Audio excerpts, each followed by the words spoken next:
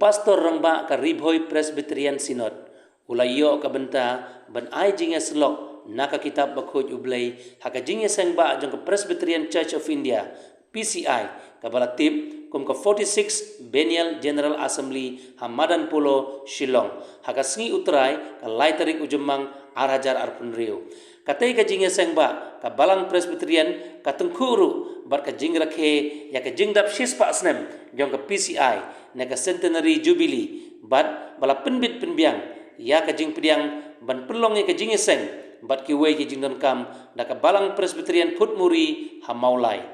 upastor LS nongplang habakren ha ka jing seng banungkong ula penken mau na ka kitab bakhoj bala sot na ka kitab Leviticus kalunong ka banriu ka dekot ka bakatlai kading kan yai me halor kata kaduan bat ban om penlip setia yaka ki parabangai biye nadu ki bakrau bat ki baloi loi ki lai wan lang syakane ka jingesan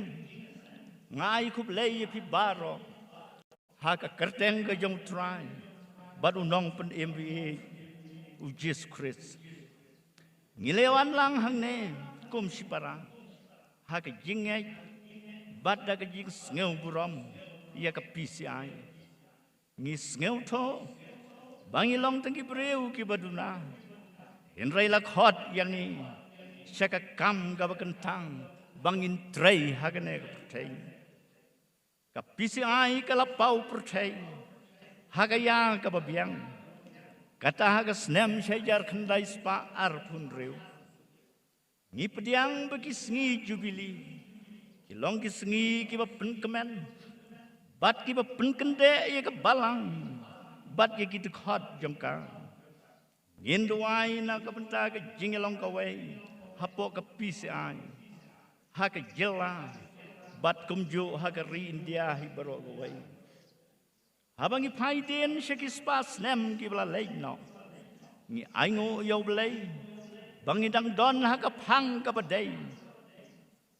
kat banginang ya syakmat dongin don ka jingkular bangin ya syaprang klem jing paidin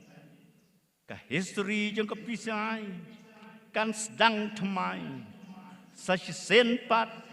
ha ka negsngi ngis ngeu kemen balanang pendep ki kam ki ber ki nong seng ki la i seden jong ki kat banginang ya syakmat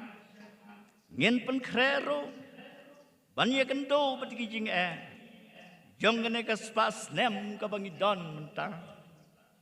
ki babon ki nong seng bat ki nong yalam jong ka PCI kila leino bat kin om wan paisyo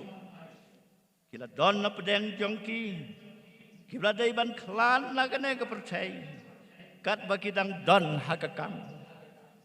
ngilong ki nong mi pli